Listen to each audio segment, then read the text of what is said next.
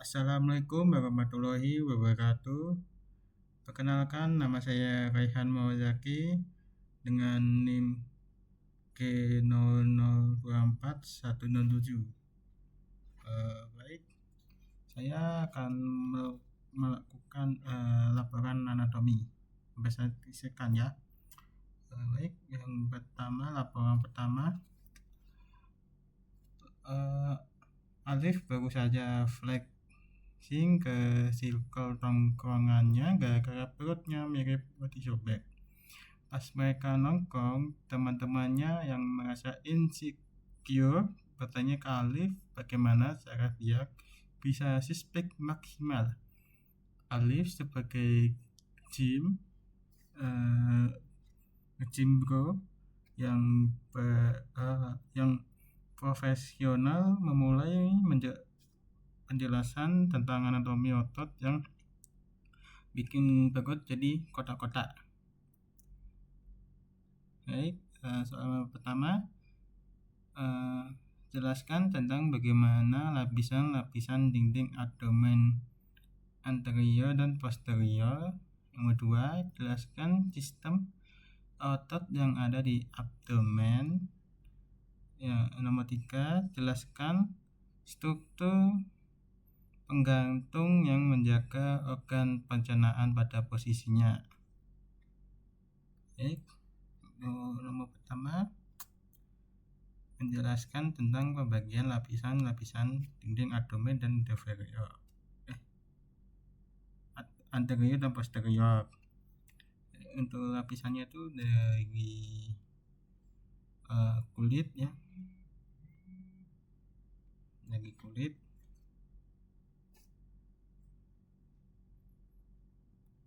kulit, terus ke fascia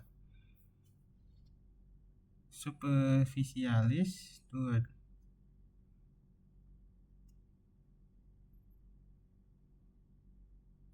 ya. Fascia ada dua, itu fascia camber sama fascia scalpa. Terus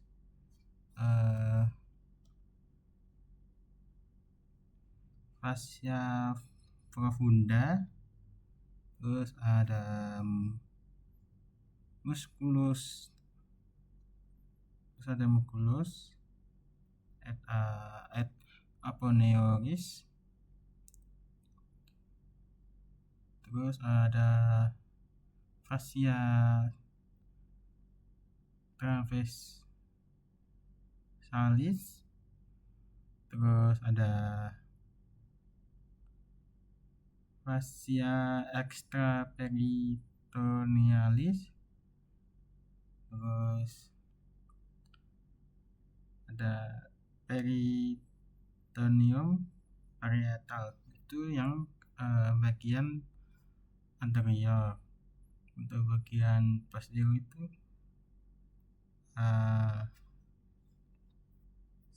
sama itu beda, itu sama, cuma yang beda tuh yang di fascianya itu fascia superficialis dorsil. Oke. Terus untuk selanjutnya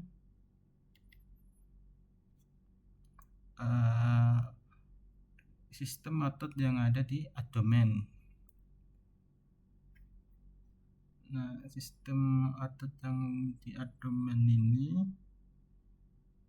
itu ada musculus obliquus exterius ini ya. Terus ada musculus obliquus interitus. Terus ada musculus transversus ya. Ini fascia. Ini yang intufus.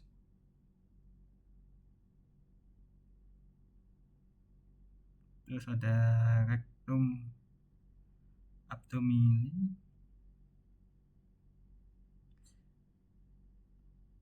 terus ada Rugulus piramidia list, itu yang ini ya.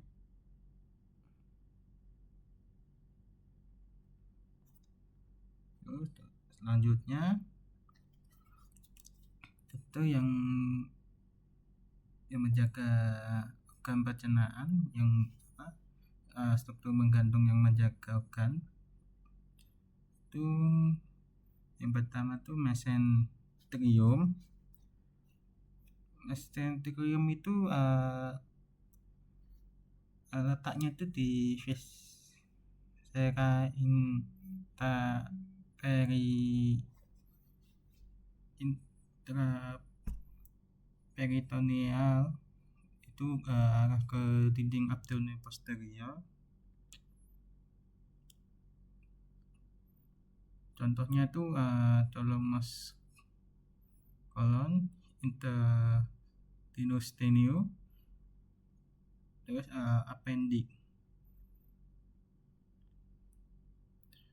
Mesenterium itu lipatan ganda peritoneum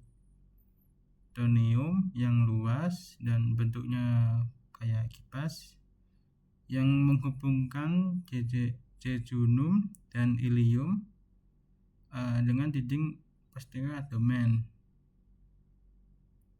Terus ada omentum, itu membentang dari gesture terus ke polikmal duodenum.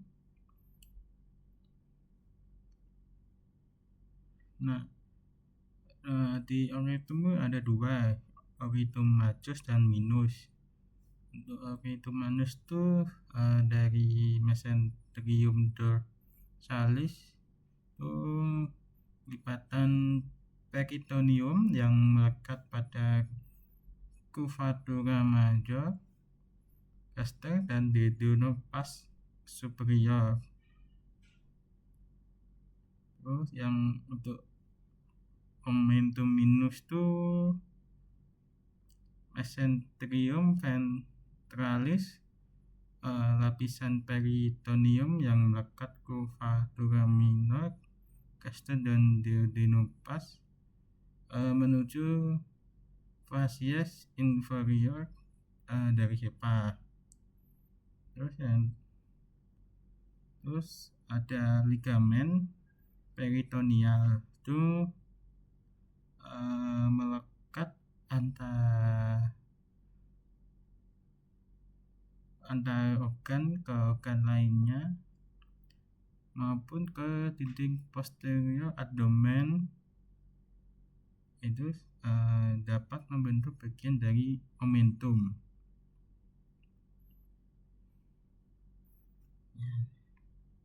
Terus untuk selanjutnya laporan kedua, soalnya saya bacakan. Randy adalah seorang mahasiswa yang sangat gemar menghadiri acara makan bersama, terutama di restoran yang konsep all you can eat.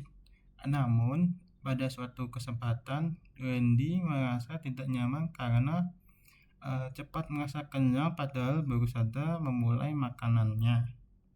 Hal ini membuat khawatir ada yang tidak normal pada sistem pencernaannya.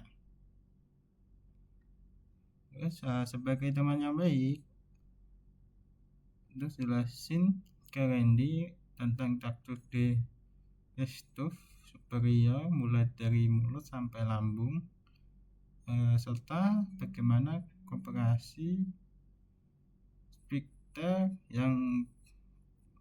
dan gerakan pencernaan saat dia lagi makan rakus di all you can eat. Oke. Nah, itu ada 3 ya, yaitu ya. Yang pertama tuh mulut tuh prosesnya itu dimana makanan dikunyah oleh gigi terus dicampur dengan air liur yang mengandung enzim amilase untuk memecah karbohidrat. Terus untuk lidah itu membantu mencampurkan makanan dan membentuk bolus atau gumpalan makanan yang kanan. Terus di esophagus itu makanan akan masuk ke esophagus terus yang menghubungkan yang ototnya berhubungan dengan faring ke lambung. Terus gerakan peristaltik itu gelombang kontraksi. Terus yang membantu mendorong makanan yang menuju ke lambung. Terus lambung atau gester itu di gester itu makanannya itu akan dicampur dengan asam lambung dan enzim pepsin yang membantu memecah protein. Nah, di lambung ini ada otot yang kuat yang mengaduk makanan untuk membentuk chem itu campuran makanan dan cairan pencernaan. Oke, selanjutnya laporan ketiga saya bacakan. Andre seorang mahasiswa tingkat akhir merasa tidak nyaman setelah mengonsumsi makanan cepat saji selama sebulan penuh karena kesibukan menyelesaikan skripsi. Ia sering mengalami perut kembung, rasa tidak nyaman di bagian bawah perut, dan gangguan buang air besar. Dalam obrolan ringan di kampus, Andre mengeluh kepada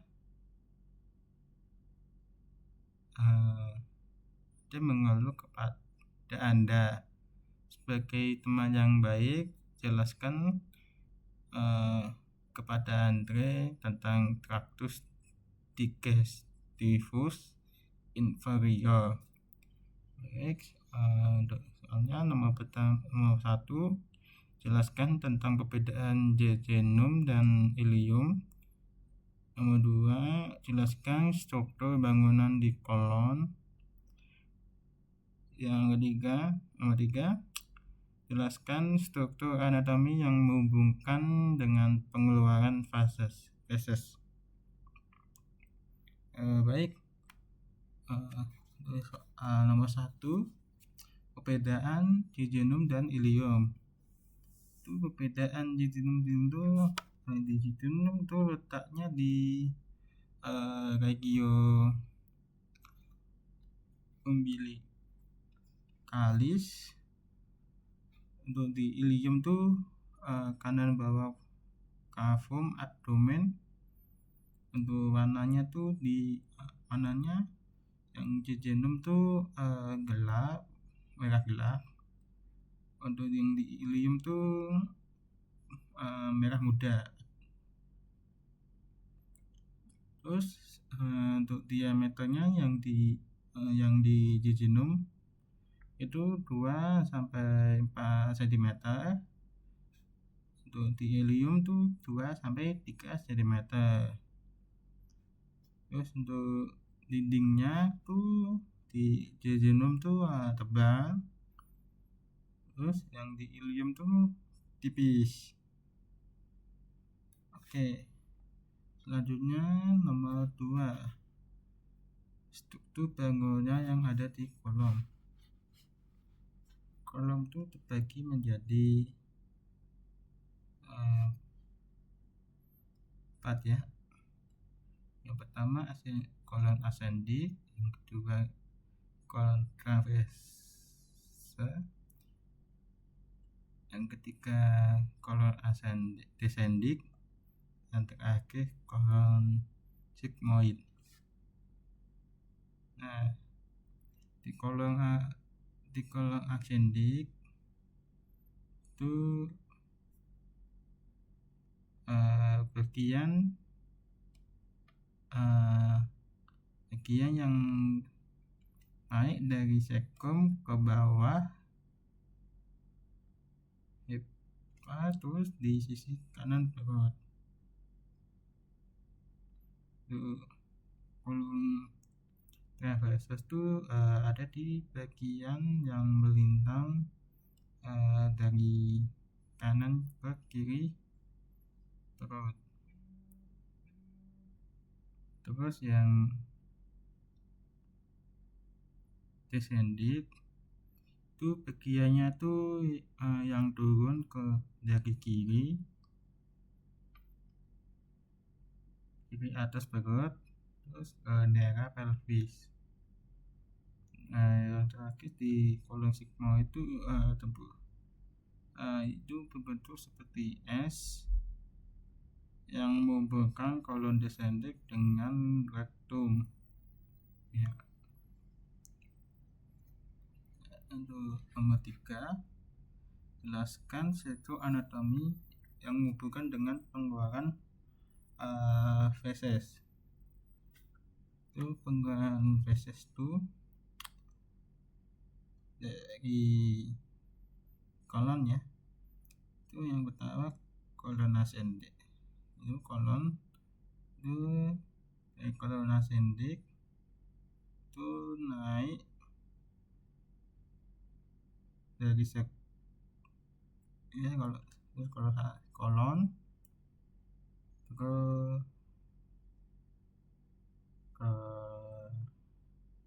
ascending terus ke kolon traversus terus ke kolon descendens terus ke kolon sigmoid. Terus rektum ini akhir dari kolon yang menyimpan feses sementara sebelum dikeluarkan. Ini rektum ini memiliki dinding yang dapat bergerak untuk menampung feses dan jaringan otot yang membantu mengontrol pengeluaran feses. Itu ini ya. Terus yang terakhir anus. Anus ini ya bagian kaki untuk mengeluarkan feses. Itu ada dua bagian tuh. Yang pertama feses ani internal dan